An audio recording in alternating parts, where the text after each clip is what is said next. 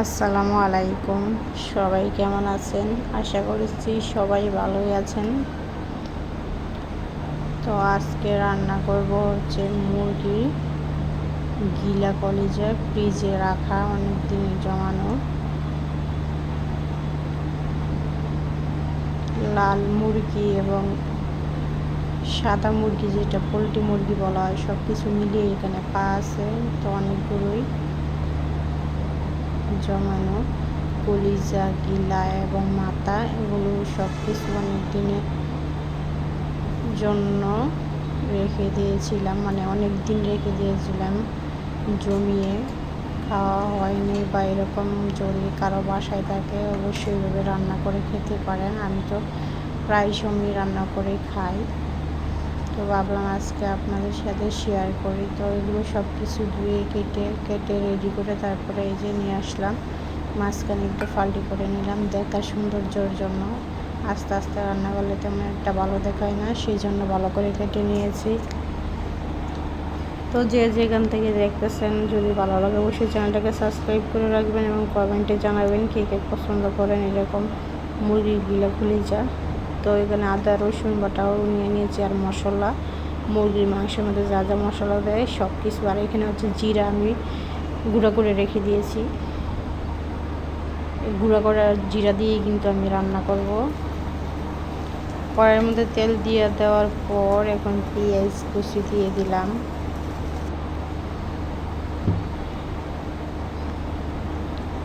এখন আদা রসুন বাটাও দিয়ে দিচ্ছি।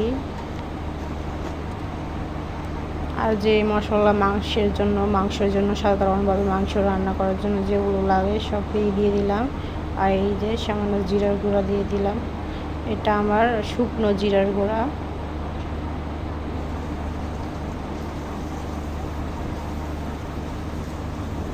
আর এরকম ফ্রিজে জমিয়ে রাখা গিলা, কলিজা, মুরগির পা, মাথা, এগুলো কিন্তু মাঝে মধ্যে রান্না করে খাওয়া যায়। যখন বাসার মধ্যে মনে করেন সবজি বা মাছ এরকম কিছু খেতে ভালো লাগে না, বা এখন সবজি নেই, শেষ হয়ে গেছে, এরকম হইলে রান্না করে খাওয়া যায়, কিন্তু তখন কিন্তু ভালোই লাগে।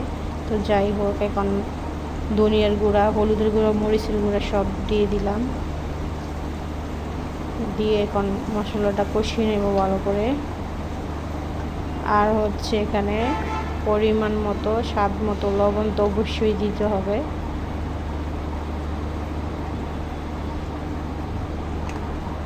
লবণ ছাড়া তো কোনো কিছুই চলে না, লবণ ছাড়া তো কিছু খাওয়া যায় না। তো যাই হোক, লবণ তো দিয়ে দিলাম।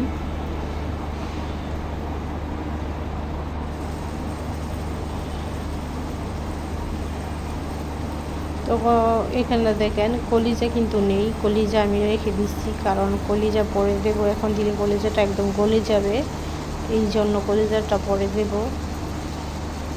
আর অবশ্যই কলিজাটা ভালো করে একটু গরম পানি দিয়ে ধুয়ে নেবেন। মুরগির কলিজা বা গরুর কলিজা অনেক সময় অনেকে খেতে চায় না, কারণ গন্ধ আসে বাজে। সেই জন্য কিন্তু এভাবে ধুয়ে গরম পানি দিয়ে একটু ফুটিয়ে নিলে গরম পানির মধ্যে, তাহলে কলিজার আর গন্ধ আসে না, তখন এটা খেতে কিন্তু ভালো লাগে।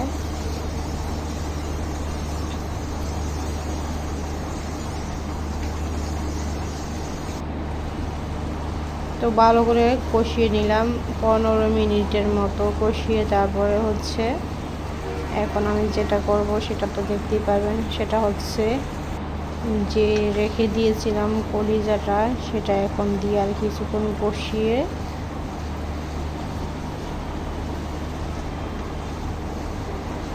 তারপরে হচ্ছে পানি দেব, কারণ কলিজাটা কাঁচা গন্ধ আসবে।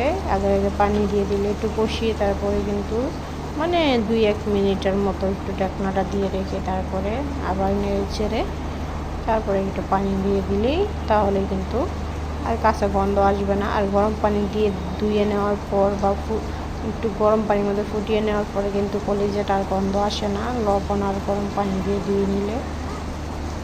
এই তো এখন আবার আমি পানি দিয়ে দিলাম, দিয়ে আর কিছুক্ষণ এখন রান্না করে নেব, কারণ এখানে তো কলিজা দেওয়া হয়েছে।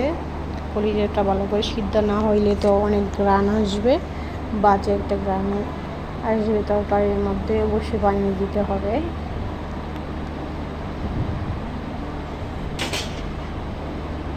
তো এখন আমি ডেকে দিচ্ছি, কিছুক্ষণ রান্না করে নেব। তো কিছুক্ষণ রান্না করা শেষ হয়ে গেছে, এই যে দেখেন কত সুন্দর হয়ে গেছে, পানিটা একদম শুকিয়ে গেছে। এখন তো কলিজাটাও সিদ্ধ হয়ে গেছে, তরকারিটাও পারফেক্টভাবে হয়ে গেছে। এখন তো আর কোনো গন্ধ আসবে না, কোনো ঝামেলা হবে না। আর যারা না খেতে চান বা অনেক সময় ঘ্রাণ আসে, তারা একটু লেবুর রস দিয়ে দিবেন, তাহলেই কিন্তু আর কোনো ঘ্রাণ আসবে না বা খেতেও ভালো লাগবে। তো তরকারির উপর দিয়ে যে মশলা থাকে, মাংস বা যে কোনো একটা জিনিস আমি রান্না করলে, পোলাও ভাত, এই মশলাগুলো কিন্তু ফেলে দিই। তেজপাতা বা এগুলো, দারচিনি, এলাচ এগুলো থাকলে অনেক সময় দেখা যায় ভাত খাওয়ার সময় কামড়ের মধ্যে পড়ে, দাঁতের মধ্যে বেঁচে যায়, তখন কিন্তু ভাত খাওয়ার রুচিটাই চলে যায়। আর এই যে দেখেন ঠান্ডা হয়ে যাওয়ার পর কীরকম হয়েছে, আরও কিন্তু তরকারিটা শুকিয়ে গেছে একদম। এটা কিন্তু ঠান্ডা হওয়ার পর। তো এখন আমি নামিয়ে খাবো, একটু খেয়ে দেখবো কীরকম হয়েছে।